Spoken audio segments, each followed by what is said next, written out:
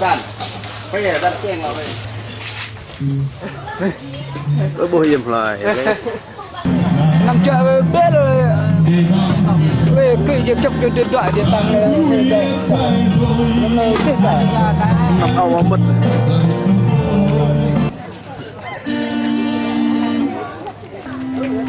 Là blog là một ngày trang từng làm viên văn hết đi đâu nè. Chúng ta vẫn về xưa kiểu thằng chuyện ông vẫn vạ để nằm sông xa chút làm chờ là tương đầu.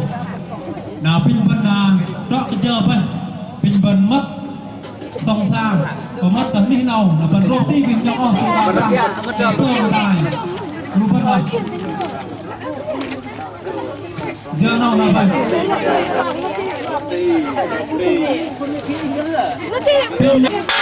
vẫn mất rồi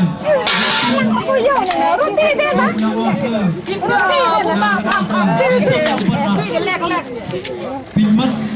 người ta làm chờ nào là vậy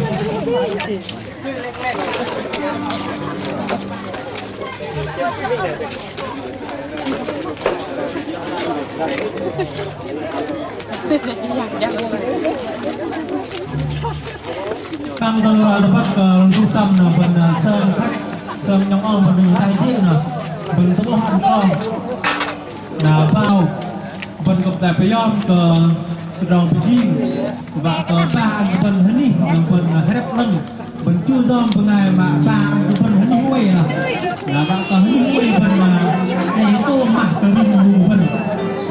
ăn từ hết đi bạn từ phần đi quay là thì cái chuông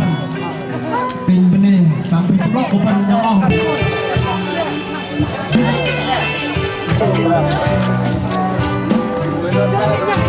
Hãy subscribe cho kênh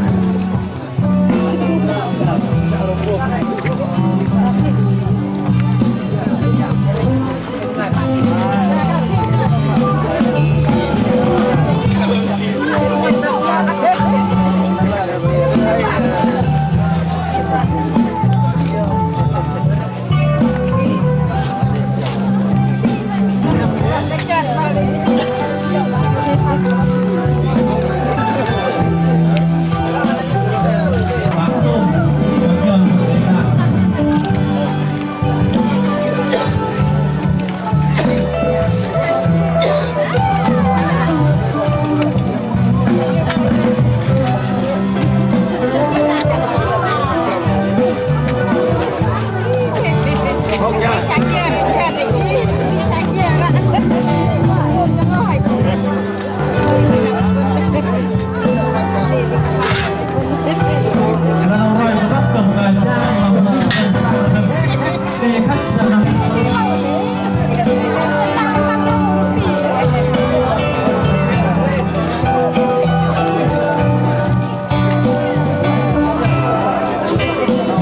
bỏ lỡ những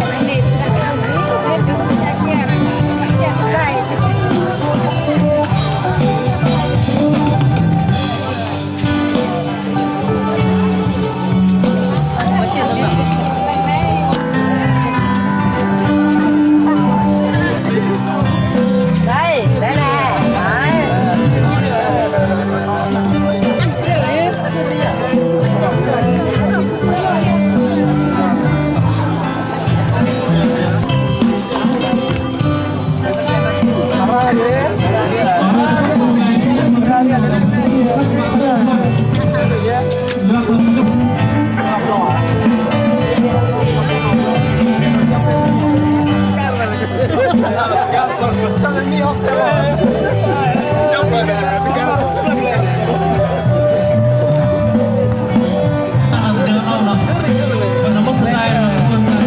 dẫn. và cả số tay phần đi ôi nào vẫn đang mong sáng đẹp để chi nó và vâng đây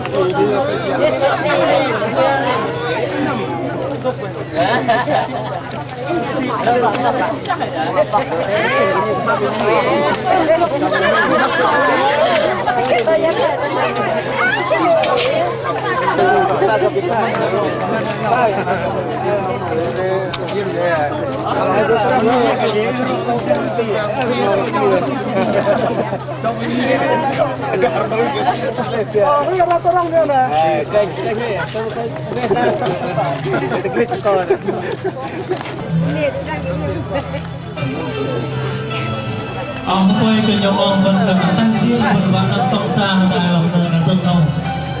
vẫn là năm hरी hrí mất kỳ một ngày xưa một tờ đi một tam to một đạo ôi mùa song sang là tương đồng ngày để sớm không phải và để đi quay quay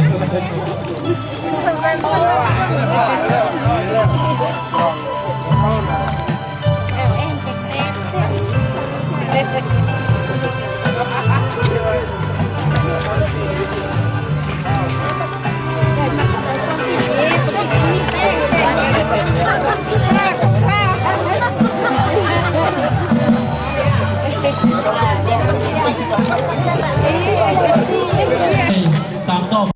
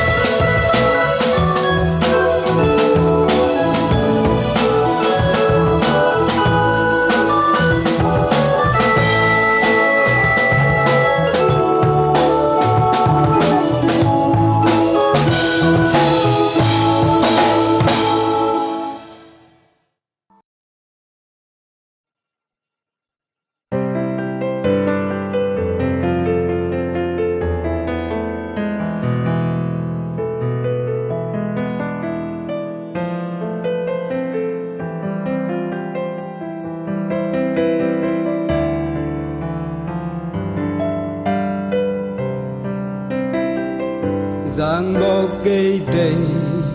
ta in lang tôm tơ drong giang đừng y pơ gì pơm in bố linh lạnh tê in bố hương lòng in cơ từng gấm rê tờ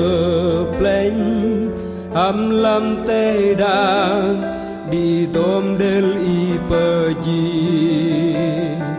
bờ ngõ lính bên nê ra giang tầng la bờ lại y chính ti ngõ mờ sẽ tờ pa bờ ngõ lính bên nê ra giang tầng la bờ lại y chính ti lo mờ sẽ tờ pa ta in tơ tình bao cây tây pa mai còn xứ tây jur lối tang pem giang gin gal tơ pa tơ long pek lang giang kris pu tơ drong tram in tu pham kap sư doa cơ tơ drong giọt in bờ ngọn linh bờ nê ra giang tầng la bờ lại y chính tiếng lò bờ sẽ tơ pa bờ ngọn linh bờ nê ra giang tầng la bờ lại y chính tiếng lò bờ sẽ tơ pa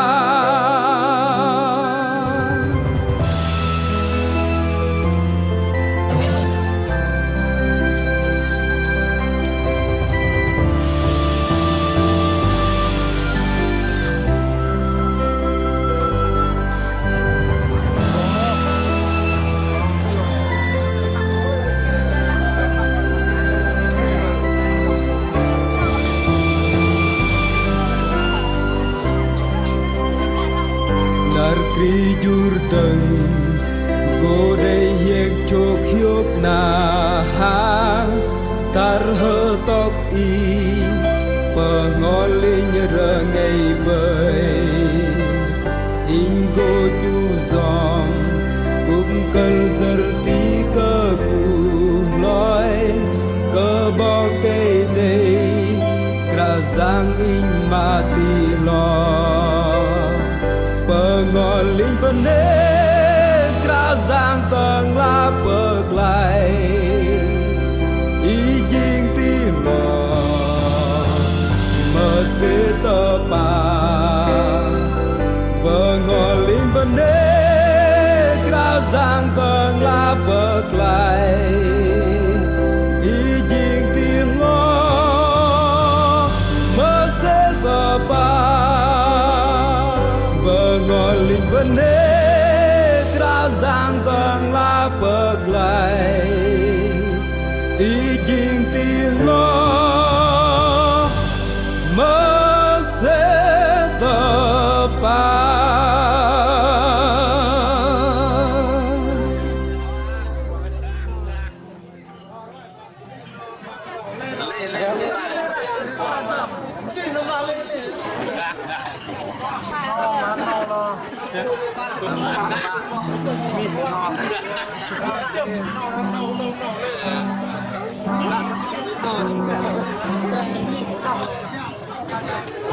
đã ngày cho lòng tình yêu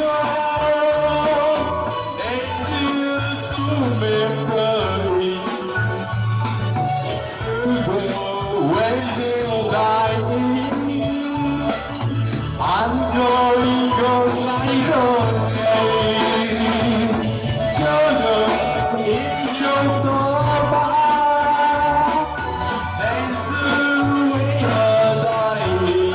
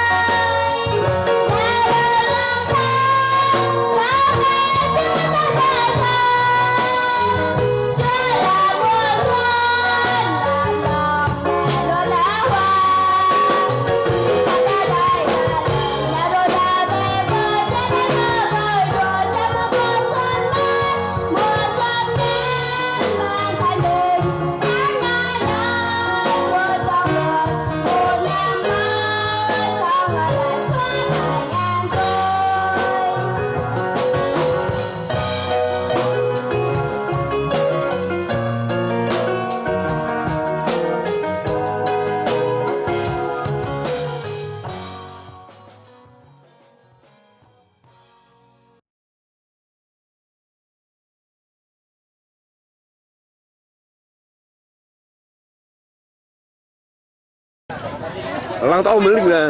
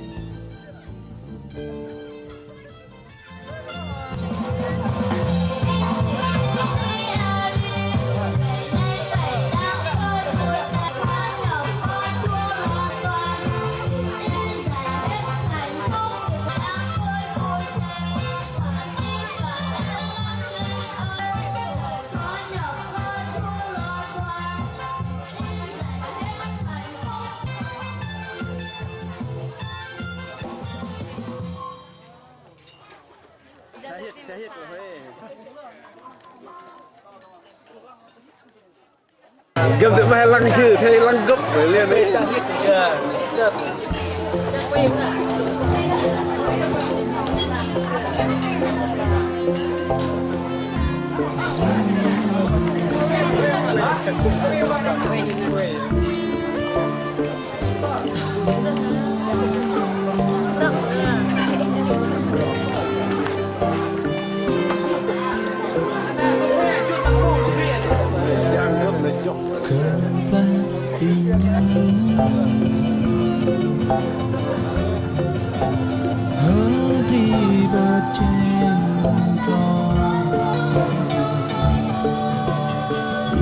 Cơn đầy buồn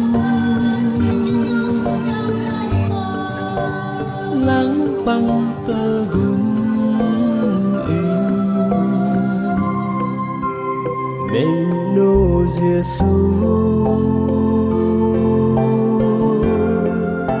xứ đông bờ lại chốn ba năm rót trong hơ đá yêu lần y ba tao ti la ra ro de y ba tao tơ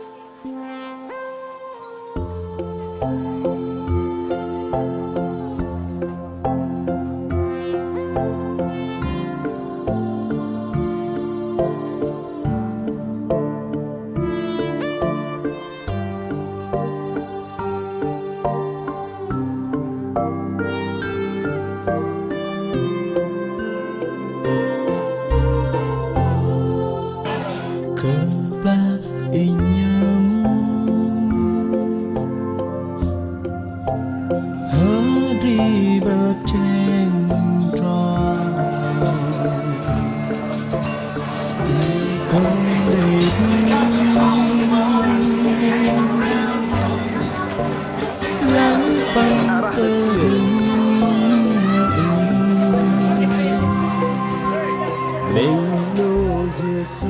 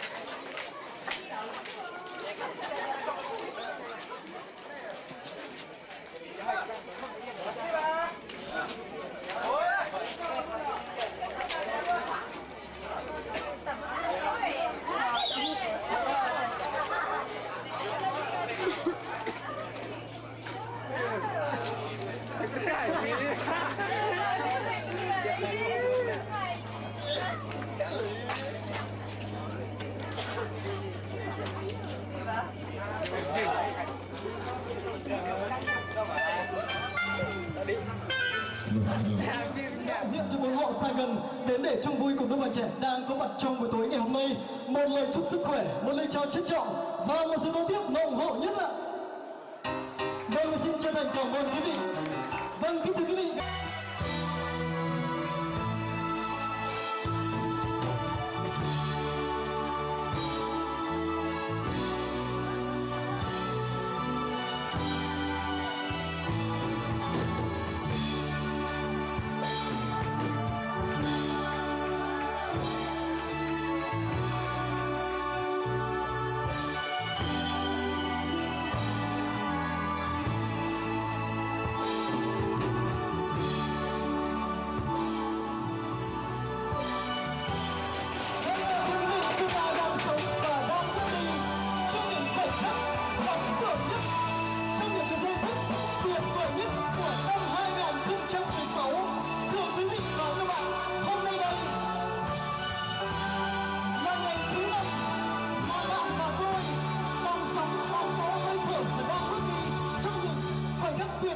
Của mùa xuân năm 2016 và một lần nữa thay mặt ban tổ chức xin được trân trọng kính mời cô dâu và chú rể và chúng ta sẽ cùng cúi đầu chào khách để bày tỏ lòng biết ơn. Xin mời và một lần nữa xin mời một tràng lên thật lớn nữa ạ. Vâng, thưa quý vị, như tất cả chúng ta đều đã biết tình yêu luôn luôn là một cái câu hỏi bất tử và một cái đề tài nói về tình yêu cũng chính là một cái đề tài muôn thuở dành cho các nhạc sĩ, thi sĩ viết nên những cái bài ca kỳ diệu và quay cuồng trong những cái vũ khúc thủy vàng. Và dĩ nhiên tất cả chúng ta đã rất nhiều lần chúng ta đã được lắng nghe đầy tớ của Chúa đã chia sẻ lời Chúa. Và tôi xin được nhắc lại một lần nữa trong Sang Thế Ký chương 2 câu thứ 18 có chép rằng Đức Giê-hô-va bèn phán rằng loài người ở một mình thì không tốt, ta sẽ dựng nên một người nữ, một kẻ giúp đời giống như nó. Thưa quý vị, và cũng vậy cái câu nói đó trải qua hàng ngàn thế kỷ đã không bao giờ mai một, mà ngược lại trải qua hàng ngàn thế kỷ đã rất nhiều cái cặp vợ chồng đã được dựng nên trong bàn tay quyền uy của Đức Chúa Trời. Và dĩ nhiên chúng ta thật hiền và cô dâu cũng rất dịu dàng. Hôm nay trong tà áo cưới quả là nên thơ và duyên dáng vô cùng. Thưa quý vị và các bạn, theo tôi được biết thì như tất cả chúng ta đều biết thì đây tôi xin được chia sẻ với quý vị lâu hơn một xíu. Đây chính là anh trai của chúng tôi. Chúng tôi là những người bạn đồng hành đã mười mấy năm nay. Và đã rất nhiều lần, rất nhiều năm qua anh đã cố gắng tìm được cho mình một nửa cuộc đời, nghĩa là tìm cho mình một cái tình yêu. Nói thật thì anh Lâm của chúng ta đây đã đặt vé máy bay đến từ Tây sang Ta, rồi từ nước Nga đến nước Mỹ, và đôi khi thì tới Tunisia qua luôn Thụy Sĩ. Nói chung nước gì anh cũng đến nhưng mà không gặp được, thưa quý vị. Và cách đây vài năm thì anh đã gặp được một nàng công chúa, một nàng tiên nữ mà không cần, nếu mà tôi tính thì chắc chỉ cần tốn 1.000 xăng là tối nhà thôi. Đó chính là một người phụ nữ rất tuyệt vời, thưa quý vị. Và ngay sau đây thì tôi sẽ có mời anh có đôi lời phát biểu trước hội hôn trong buổi tối ngày hôm nay. Xin mời chú rể Nghĩa Lâm ạ. Trong lòng nước bọc tê bên nước ở đây ly cùng đây rồi tiêu sư nhưng đề tài cũng lỡ măng có bốc tròn ở sông ngon có bốc tròn vuông chân mày vuông tức đi căng bal nhường tức đi là giờ mà pra bal về bal bốc tròn vuông chân tai ở sông ngon tai tru chân nào cũng đi lupur bol cũng nằm vuông chân tai tao mình rong mà nhi vô cho tí tức bắt đang giờ rồi mình rong mà tức cơ bản có tí ra rong vô đang giờ mình rong mà sớm nhọc bần tức tổ mà là chớ đâu nhong rồi biết rong mà thành vấn đề từng cần luôn để bọc mục sư cái làm giang thầy to cũng viết ngất chả năng cất cái trai là viết tụi cung rong đam hỏi là rút nằm con mà nhỏ ngon mẹ bạn viết cung tôm rong đừng ngày nay chúng mình nâng nhi như gặp bởi mình rong kìa nâng nhi nhận thật bàn đẹp răng để nêu bọc để ăn để vào ngày mềm cả nhi cung nhi mà loài làm đàn đầu dục đi nhỏ ngon chia tay để hút chơi ăn chụp gọ tỏ ti hàm luôn rút tâm luôn để hút chơi ăn nằm ngồi thôi rồi mình rong mà pin bọc để thoan rung phun nhựa đi đang rung bần và bọc để gum đi đang bần bần ngày lui và bần về rong đi bần bần được không lúc nãy bần cái giang bần cái hình tại cái giang để bần đích đủ bần bần đi làm thế đạc nào phải thế đạc có mồi đấy lớn mang nó vật bần trên cái rong là thế đạc bần nhựa giang su lớn mang nó vật trên cái rong là thế đạc bần là hãy chăng Giêsu ngon jam ngon bần pin bọc để cũng mình nhận đằng bần và bần bơm nhựa bần về cả bơm jam ngon chờ đòi vô bùng mặt bần là mình đi tụi mày.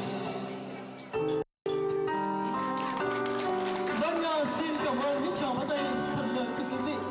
Và thưa quý vị, theo tôi được biết thì cách đây 5 tháng khi anh Long đã ngỏ ý với người bạn đời của mình, anh nói rằng Blair à, anh có một trái tim nguyên vẹn và hôm nay anh chia cho em một nửa để được yêu thương. Và anh biết rằng để mùa đông không còn lạnh lẽo trong những ngày đêm trường, để mùa hạ không còn, để mùa hạ nghe đôi tim cá, và để mùa thu không còn buồn mang mát, và để mùa xuân thơm ngát những hương đời. Thưa quý vị và các bạn, người xưa có nói rằng vợ chồng như một cặp đũa mà tôi đang cầm trên tay đây. Tình anh như biển rộng, tình em như sông dài, và hai ta cùng ghép lại để dựng xây hạnh phúc. Thưa quý vị, bày tỏ cho họ bằng một tràng pháo tay thật chúc mừng, một bàn tay chúc mừng thân lối được không ạ? Vâng, cảm ơn quý vị. Vâng, và xin mời cô dâu sẽ có đôi lời cảm ơn một lần nữa.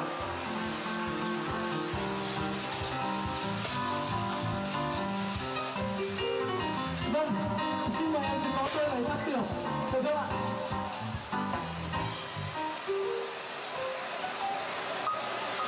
Vâng, nếu như em không có tình yêu, không có một cái cảm nghĩ, một cái cảm hứng để phát biểu với tất cả hội hôn trong buổi tối ngày hôm nay, tôi xin tặng hai bạn một đôi đũa và tôi sẽ nói đôi đũa như thế này. Xin mời bạn cầm ạ. Vâng, thưa quý vị,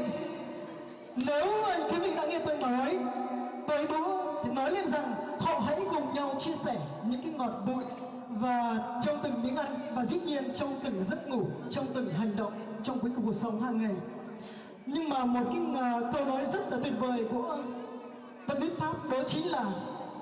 con đường ngắn nhất mà dẫn tới trái tim của một người đàn ông, đó chính là thông qua lỗ dạ dày.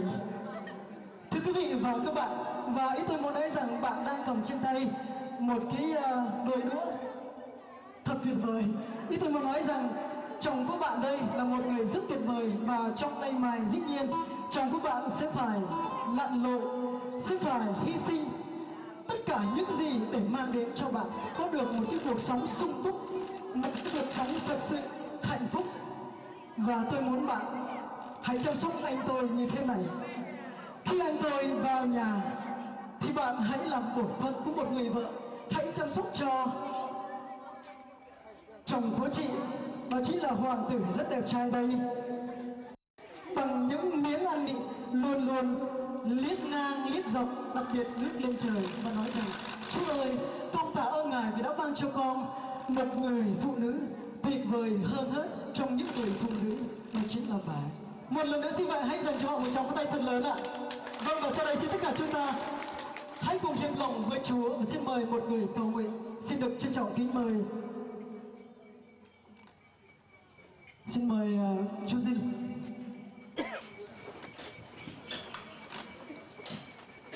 Bên chúng ta mình tại bergerakan. Những cú beli ini kerjaan dalam sehmian kerjaan matrak những cú bergang ini yang beli ini những ngày giờ ihnatan kerjaan jalan yang hidup jalan ini kerau dalam tu hinau jual ke depan oleh beliau nabi di dalam kong nom dalam kemil ke dutam kalau di dalam main dutam hak hidup di dalam kong di pun hidup ini kerjaan làm cho nó thì cùng tốt pun hàng động đồng sửa bày trước cửa kia hay anh teman satu mah cho nên là mình thì cùng mình nạp mình juga teman pai vui ít cái yang cái suốt đừng cái mai đã nhìn pai rợ đa lơ từ đầu dẫn đi shipper một cái nhân chuyện bật nạp ít lần tập lo để pin đã chịu vào jadi juga đi tại bọc cầu khan và bốc Chris amen. Tất cả những ai có nhu cầu muốn góp vui với đôi bạn trẻ, những ai có một cái tinh thần muốn để tất cả chúng ta có một mối thông công trong công việc của Chúa, tất cả chúng ta hãy cùng lên đây đăng ký cho mình những ca khúc tuyệt vời nhất, những ca khúc mình yêu thích nhất để chung một mục đích chung vui với đôi bạn trẻ và mang đến cho họ những cái điều hạnh phúc nhất trong buổi tối ngày hôm nay. Rồi nhanh rào tái liền rồi xin lỗi